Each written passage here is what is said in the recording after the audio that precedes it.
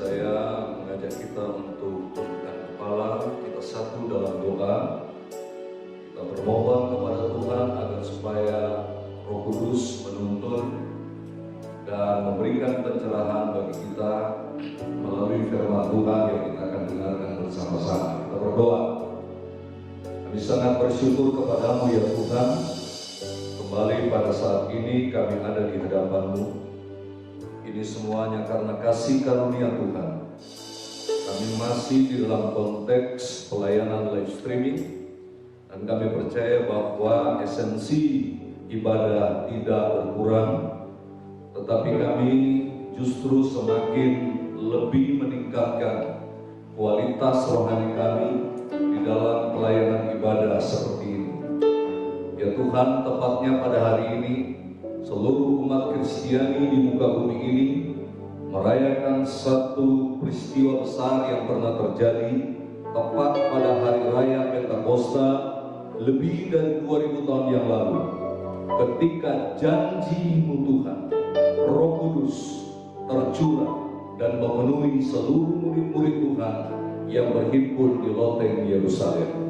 Saat ini Tuhan, kami bukan hanya sekedar merayakan dan memperingati hari besar itu, tetapi kami ingin terus bergerak di dalam kuasa dan pimpinan Roh Kudus. Urapi hamba-Mu Tuhan, berfirmanlah, kami siap untuk mendengarkannya. Di dalam nama Yesus, Tuhan dan Juru Selamat kami berdoa. Haleluya. Amin.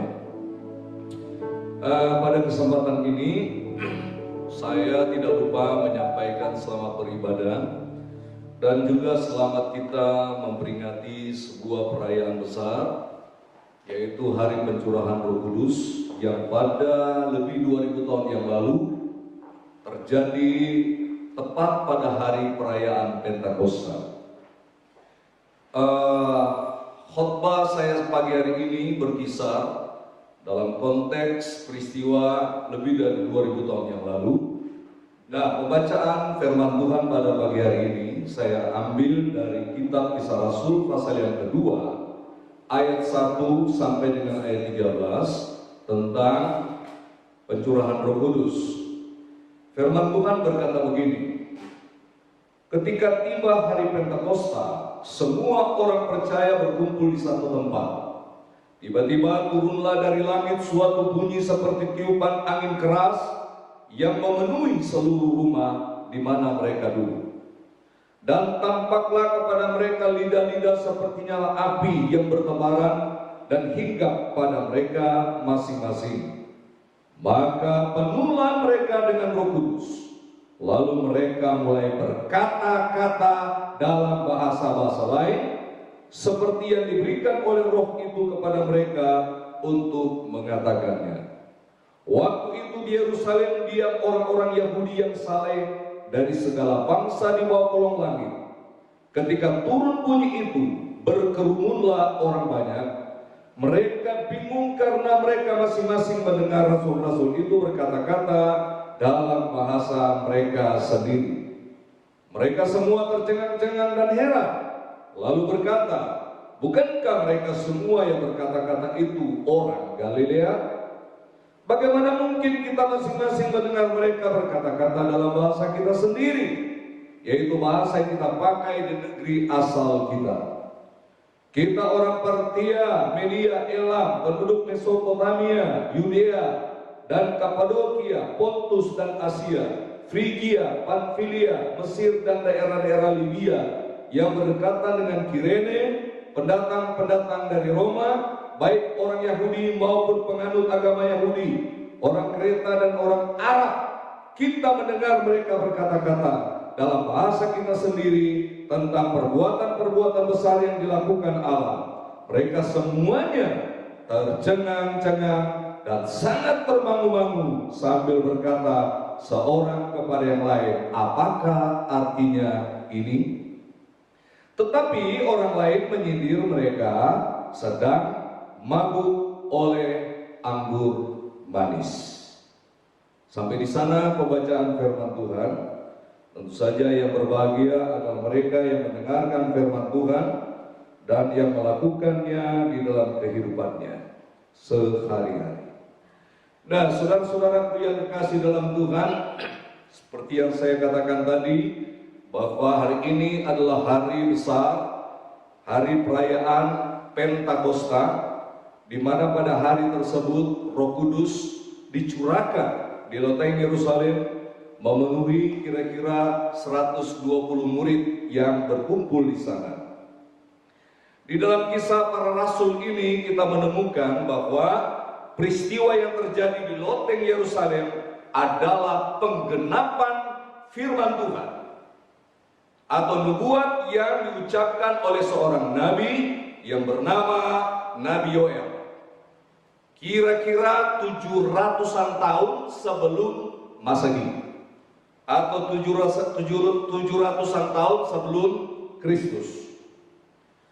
Dan kemudian ketika peristiwa itu terjadi di loteng Yerusalem, muncul pro kontra dari masyarakat yang sedang berada di kota ini.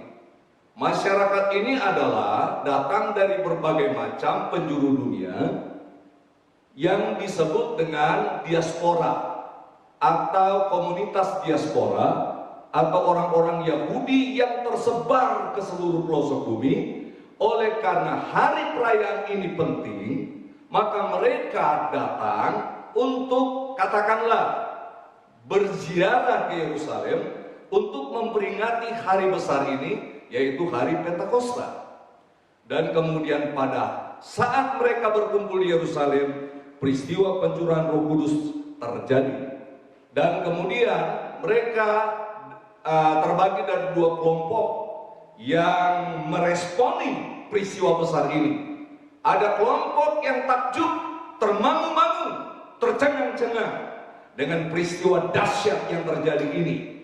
Dikarenakan mereka yang berasal dari negara-negara di mana mereka terpencar dengan bahasa mereka sendiri, di mana orang-orang Galilea ini yang berhimpun di loteng Yerusalem mengeluarkan kalimat-kalimat bahasa seperti yang mereka gunakan di negeri di mana mereka dicerai-beraikan.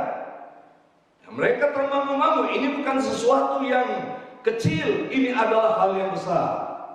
Tetapi ada kelompok lain yang mengolok dan mengejek dengan mengatakan bahwa mereka sedang mabuk anggur. Nah, saudara-saudaraku yang dikasih dalam Tuhan, sekali lagi pencurahan Roh Kudus terjadi pada hari Pentakosta. Peristiwa pencurahan Roh Kudus terjadi bertepatan pada hari raya Pentakosta. Istilah api Pentakosta tidak ada di dalam Alkitab. Memang pada hari pencurahan Roh Kudus yang terjadi pada saat hari raya Pentakosta, ditandai dengan munculnya, dapat dilihatnya lidah-lidah api. Beberapa tahun belakangan ini kita juga disuguhkan dengan sebuah istilah yang dinamakan bahwa kita sedang menantikan Pantekosta ketiga, atau kita berada di area zona Pantekosta ketiga. Pertanyaan saya, kapan Pentakosta kedua terjadi? Saya tidak pernah baca dalam sejarah gereja dan dokumen lainnya bahwa pernah terjadi Pentakosta kedua. Kalaupun peristiwa pencurahan Roh Kudus di Azusa Street, Los Angeles, Amerika Serikat pada tahun 1906 dianggap sebagai Pentakosta kedua, sepengetahuan saya peristiwa itu tidak terjadi pada hari perayaan Pentakosta. Peristiwa Azusa Street di Los Angeles, Amerika Serikat terjadi pada Senin 9 April. Peristiwa apakah yang terjadi di sana? Semua orang dalam seluruh kegiatan mereka, mereka yang sedang mengerjakan pekerjaan di kantor, mereka yang sedang berada di jalan raya, berjalan kaki, di pasar, di toko-toko, sedang mengemudikan kendaraan umum, ada di kendaraan umum, semuanya tiba-tiba mereka dipenuhi oleh Roh Kudus. Mereka berkata-kata dengan berbagai-bagai bahasa. Mereka bersenolali dan berglosolalia. Ini yang terjadi di Azusa Street tahun 1906, tepat pada hari Senin 9 April. Dalam kalender gereja, perayaan Pentakosta sering dilaksanakan pada hari Minggu. Dan kemudian peristiwa yang terjadi di bulan April 1906 menunjukkan bahwa itu bukan hari raya Pentakosta. Sebab biasanya hari raya Pentakosta itu dilaksanakan di setiap bulan Mei, dan itu jatuh pada hari Minggu. Bagi saya, kisah Azusa Street, Los Angeles, Amerika Serikat tahun 1906 adalah rintik-rintik hujan menjelang hujan akhir, yaitu karya Roh Kudus yang berlipat ganda dengan operasional karunia-karunia manifestasi Roh Kudus yang akan semakin dahsyat bekerja di dalam tubuh Kristus. Sekali lagi saya sampaikan bahwa Pentakosta adalah hari raya tahunan umat Israel, salah satu dari kurang lebih 14 perayaan yang seringkali dilakukan oleh umat Israel. Dan kemudian hari raya Pentakosta adalah salah satu hari raya terbesar di antara beberapa hari raya terbesar yang dirayakan oleh umat Israel. Sebelum saya lebih jauh sampai kepada esensi tentang apa sih sebetulnya gunanya, tujuannya Roh Kudus dicurahkan, sebaiknya saya ingin mengutip beberapa pernyataan atau beberapa kebenaran tentang perjalanan sejarah gereja. Awal gereja ada pada saat Roh Kudus dicurahkan. Dan kemudian gereja Tuhan bergerak dalam dimensi supranatural, bergerak di dalam dimensi Roh Kudus. Anda bisa baca sejarah gereja di dalam kitab Perjanjian Baru, bagaimana gereja bergerak maju dengan kekuasaan dan kesan yang luar biasa dari Tuhan. Tidak ada satupun yang tahan berdiri di hadapan orang-orang yang diurapi Tuhan. Rasul-rasul bekerja melayani dengan urapan Tuhan. Kedahsyatan terjadi, mujizat-mujizat terjadi, kesembuhan ilahi terjadi. Orang-orang yang dari rasul setan dilepaskan oleh Tuhan. Orang mati bangkit. Roh Kudus bekerja dengan luar biasa di zaman rasul-rasul. Tetapi kemudian ketika rasul-rasul meninggal, dilanjutkan oleh murid-murid rasul, gereja masih dapat dipertahankan atau berada dalam posisi kemurnian doktrin. Tetapi ketika saudaraku yang dikasih, gereja berkompromi dengan kekaisaran Romawi pada waktu itu, maka kemudian gereja kehilangan identitas sebagai gereja yang bergerak dalam dimensi Roh Kudus.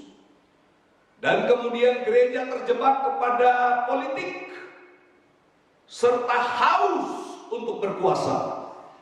Dan kemudian saudara tahu apa yang terjadi di abad-abad pertengahan, yaitu pada tahun 500 sesudah Masehi sampai 1500 sesudah Masehi, gereja berada di dalam zona kegelapan. Mengapa gereja berada dalam zona kegelapan? Karena kepemimpinan Roh Kudus telah dikudeta oleh kepentingan-kepentingan politik gereja yang disuarakan oleh para pemimpin ketika itu. Gereja kehilangan kuasa karena gereja berkompromi dengan politik dunia yang pada saat itu tidak kondusif. Gereja kehilangan jati dirinya sampai-sampai keselamatan yang hanya oleh karena iman berganti kepada doktrin keselamatan hanya bisa didapati bukan hanya oleh iman saja, tetapi oleh perbuatan. Saya tidak perlu menyinggung hal-hal yang sangat dalam tentang masalah ini, sebab itu bisa menyinggung komunitas lainnya. Tetapi sejarah mencatat bahwa ini adalah masa kegelapan. Sampai kemudian muncul seorang imam dari Jerman yang bernama Martin Luther. Dia menyalakan api reformasi untuk mengembalikan doktrin Alkitab yang benar. Dari keselamatan yang oleh karena perbuatan manusia beralih kembali kepada keselamatan yang dikerjakan hanya oleh karena iman kepada Yesus. Dia menerjemahkan kitab Roma, dan kitab Roma menjadi kitab kesukaan dari toko ini. Kemudian reformasi muncul, adanya titik-titik pemulihan terjadi. Tetapi memang ketika Martin Luther muncul, tidak semuanya dipulihkan. Salah satunya adalah baptisan air. Maka setelah reformasi muncul gerakan yang namanya pemulihan baptisan air. Dan tidak hanya cukup di situ, ada kegerakan lain muncul bahwa pengudusan atau kekudusan itu penting. Ya, gerakan baptis dan kemudian muncul gerakan metodis di dalam penekanan pada kekudusan.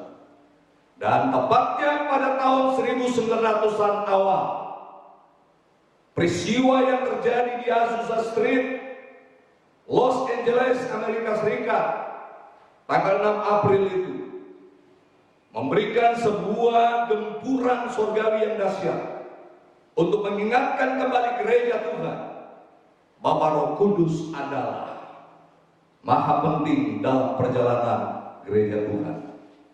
Tanpa pimpinan Roh Kudus, gereja Tuhan akan hancur. Gereja Tuhan akan mati. Salah satu bukti di gereja-gereja awal ada kegerakan pertama. Asia kecil dan Eropa digempur habis-habisan oleh Injil yang di dalamnya kuasa Roh Kudus bekerja. Ada satu negara di mana gereja bertumbuh dengan luar biasa, sehingga ada 7 surat dari Tuhan Yesus lewat Rasul Yohanes kepada gereja-gereja ini, tepatnya di negara Turki. Saya mau bertanya kepada Anda, Turki sekarang basis gereja atau bukan? Gereja-gereja yang ada di sana, apakah itu Sardis, Philadelphia, Efesus, dan gereja-gereja lainnya? Apakah beroperasi dalam karunia-karunia Roh Kudus sekarang ini? No, itu hanya sebagai bangunan monumen di mana orang berkunjung untuk berwisata, mengingat peristiwa yang dahsyat pada awal-awal permulaan gereja. Sekarang nggak ada kegiatan di sana. Mengapa? Karena gereja terjebak pada politik. Gereja terjebak pada politik praktis, maksud saya. Ya, karena gereja juga harus tahu politik, tetapi gereja terjebak pada politik praktis. Nah, setelah peristiwa di Amerika ini, maka kemudian mulai adanya berbagai macam pemulihan terjadi. Dan sekarang ini kita kenal dengan gerakan karismatik di mana-mana. Ya, di mana kemudian juga ada pemulihan fungsi 5 jawatan. Itu terjadi di hari-hari terakhir ini. Dan saya mau beritahukan kepada saudara, Hari Raya Pentakosta pada waktu yang lalu tidak identik dengan pencurahan Roh Kudus. Hanya pencurahan Roh Kudus terjadi pada Hari Raya Pentakosta. Dan kemudian hanya ada 2 hal penting di dalam Alkitab yang dinubuatkan Yoel, yaitu hujan awal dan hujan akhir. Hujan awal itu adalah di loteng Yerusalem ketika Roh Kudus dicurahkan, dan nanti hujan akhir sementara akan menyusul. Hujan awal adalah melengkapi gereja untuk menginjil dengan powerful, dan hujan akhir adalah untuk menyelesaikan pekerjaan Tuhan di muka bumi ini, sekaligus tujuannya untuk menyadarkan orang-orang Israel dari kekerasan hati mereka yang belum juga menerima Yesus sebagai Mesias dalam hidup mereka. Apa yang saya sampaikan tadi tentang sejarah gereja, untuk lebih lengkap lagi, Anda boleh baca dalam sebuah buku yang sangat terkenal yang berjudul Kebenaran Masa Kini, yang ditulis oleh seorang hamba Tuhan yang Everson.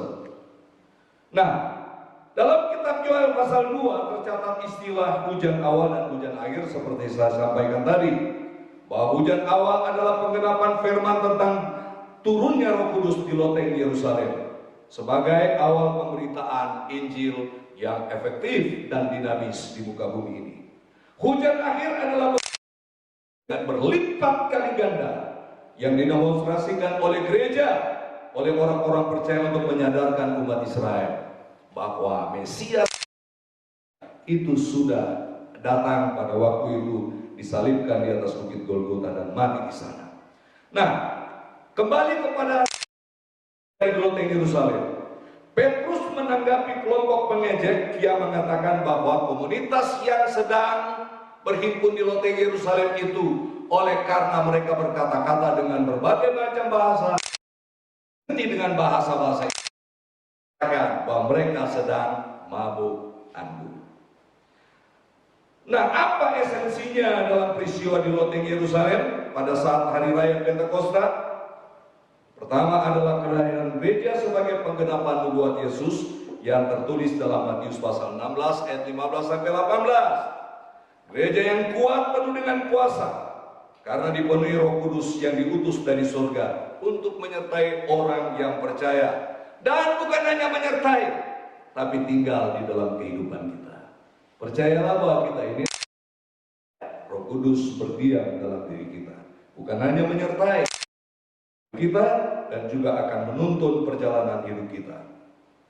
Kita adalah gereja atau bait Roh Kudus. Roh Kudus ada di dalam hidup kita. Kita memiliki kuasa karena dipenuhi Roh Kudus, dan kita juga memiliki keberanian untuk bersaksi karena Roh Kudus. Saya berikan contoh. Petrus, sebelum dia penuh dengan Roh Kudus, sepak terjang kehidupannya itu labil dan berubah-ubah. Dan salah satu mentalitas dalam diri Pak Petrus adalah dia dikuasai oleh ketakutan. Keberaniannya itu ibaratnya keberanian yang yang timbul tenggelam. Di satu ketika dia berkata, "Oh, langkai dulu mayat saya." Ketika Yesus mengatakan bahwa dia akan mati dan pada hari ketiga akan dibangkitkan. Memang di Alkitab tidak dikatakan bahwa langkai mayat saya, tetapi Petrus berkata, "Ini aku, Petrus, yang akan jadi pembela." Tapi kemudian Yesus berkata kepadanya dengan perkataan yang keras, "Hai iblis, mundur, minggir." Karena Petrus coba-coba untuk menggagalkan rencana penyelamatan bagi umat manusia. Tetapi ketika Yesus sedang diadili, di manakah Petrus? Petrus sedang gemetar ketakutan, apalagi ketika ada beberapa orang mengenal dia dan kemudian mengkonfirmasi bahwa dia adalah pengikut Yesus. Dia bilang, "Tidak, aku tidak kenal dia." Sampai kemudian ayam berkokok, dia sudah menyangkali Yesus 3 kali. Penuh dengan kelabilan. Tidak konsisten orang ini sebelum penuh Roh Kudus. Tapi setelah penuh Roh Kudus, Anda lihat, saudara perhatikan betapa gagah beraninya dia di dalam mempertahankan imannya di depan para tua-tua dan para pemimpin dan imam orang Yahudi. Bahkan dia berkata bahwa di kolong langit ini tidak ada nama lain yang dapat menyelamatkan kecuali di dalam nama Yesus. Ketika mereka itu diancam agar supaya mereka berhenti untuk memberitakan nama Yesus, Petrus berkata bahwa tidak mungkin bagi kami untuk tidak menyampaikan tentang Yesus Kristus sebagai juru selamat. Beraninya luar biasa. Anda tahu akhir hidup dari Petrus? Ketika berada di sebuah stadion besar di kota Roma, pada saat itu terjadi perayaan pesta dari kekaisaran, dan kemudian gereja Tuhan, anak-anak Tuhan yang sedang ditahan di penjara, dikeluarkan masuk ke arena stadion. Dan pada saat itu binatang buas, harimau, singa dilepaskan, dan gereja umat Tuhan pada waktu itu dicabik-cabik oleh binatang buas. Tapi gereja Tuhan pada waktu itu hanya memuji Tuhan. Petrus kabur meninggalkan tempat itu. Ketika berada di luar kota, maka tiba-tiba ada suara datang kepada Giovannis dan Domine, "Mau kemanakah kau, hamba Tuhan?" Lalu sadarlah Petrus, dan Petrus kembali dan dia berkata, "Ini aku, boleh aku disalibkan, tapi jangan seperti Yesus." Aku harus disalibkan, kepala di bawah, kaki di atas. Dan Petrus mati syahid dengan cara disalibkan, kepala di bawah, kaki di atas. Ini hebatnya orang-orang yang dipenuhi oleh Roh Kudus. Gereja akhir zaman, semua kita yang ada di sini, mari izinkan kita, hidup kita dipimpin oleh Roh Kudus. Tetapi sebelum dipimpin oleh Roh Kudus, izinkan Roh Kudus memenuhi hidup kita. Pastikan saudara-saudara yang ada di rumah, saudara-saudara yang mengikuti siaran ini, letakkan tanganmu di depan dadamu dan berkata, Tuhan, aku mau dipimpin oleh Roh Kudus. Bagi yang belum penuh Roh Kudus, minta dan buka hati, terima Roh Kudus hari ini juga, saat ini juga, di dalam nama Yesus. Tapi bagi saudara yang sudah penuh dengan Roh Kudus, mantapkan ini dalam dirimu, pastikan bahwa Anda berada di dalam pimpinan kuasa Roh Kudus. Saya bersyukur sama Tuhan, karena Tuhan kita adalah Tuhan yang dahsyat. Sebelum saya mengakhiri khotbah saya ingin menyaksikan sebuah kesaksian pendek. Itu kurang lebih pada tahun 80-an awal, sudah lama sekali. Ketika saya ditugaskan mengembalakan pelayanan di Tanjung Priuk, saya tinggal di Mangga Besar, di rumah kontrakan di Mangga Besar. Saya belum punya motor, apalagi mobil. Saya dikenal sebagai seorang hamba Tuhan yang sangat tahu rute-rute bus di segala penjuru Jakarta. Dan saya dari Mangga Besar menuju Tanjung Priuk, saya harus melewati stasiun Senen, terminal Senen. Karena saya harus naik Metro Mini 07 yang jurusan Pelumpang Center untuk mencapai tempat pelayanan di Tanjung Priuk. Pada waktu itu hari Minggu, kebaktian kami hari Minggu sore, dan ada 2 Metro Mini yang sedang ngetem. Satu sudah hampir penuh yang paling depan, tinggal ada 1 kursi kosong di samping kiri sopir dekat jendela. Ketika saya naik, tiba-tiba ada suara berkata dalam hati saya, turun, pindah ke belakang. Saya bersikeras tetap naik. Suara itu datang lebih kencang lagi. Saya turun, tapi saya naik ulang. Dan kemudian suara itu datang dalam bentuk audible di dalam telinga, di telinga saya. Dia berkata, turun, pindah di Metro Mini yang belakang. Saya sedikit mengomel pada waktu itu. Saya bilang, aduh, saya nggak mau terlambat karena gaya pelayanan saya adalah gaya tepat waktu. Dan sekarang before time. Dan akhirnya saya dengan agak sedikit menggerutu, saya pindah ke Metro Mini belakang. Saya dalam hati saya berkata, jam berapa saya sampai di Priuk? Dan ketika saya pindah ke belakang, Metro Mini depan yang sudah penuh penumpang keluar dari tempat dia ngetem. Waktu dia keluar, aneh, ada PPD, mobil bus besar dan kecepatan tinggi di dalam terminal karena memang sepi terminal. Dia naik dan kemudian bus ini menghantam bagian depan dari Metro Mini dan ringsek tempat kosong di mana saya tadinya mau duduk di sana.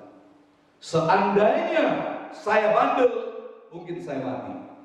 Tetapi puji Tuhan, saya rupanya walaupun dengan terpaksa saya pindah, Tuhan selamatkan saya. Dan akhirnya penumpang-penumpang selamat berpindah ke Metro Mini di mana saya naik itu, dan kemudian Metro Mini ini jalan duluan. Saya sampai ke tempat pelayanan tidak dalam keadaan terlambat. Saya mau beritahukan, pekerjaan siapakah itu? Roh Kudus. Karena Roh Kudus itu adalah penolong, memimpin, menuntun perjalanan hidup kita. Betapa pentingnya Roh Kudus dalam hidup kita. Hidup kita. Roh Kudus kau hadir di sini.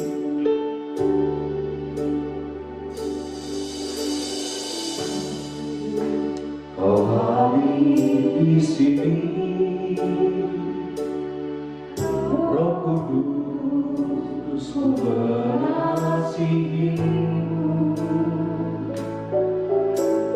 Kau lembut, kau manis, kaulah penghiburku, penolongku, diutus Bapakku.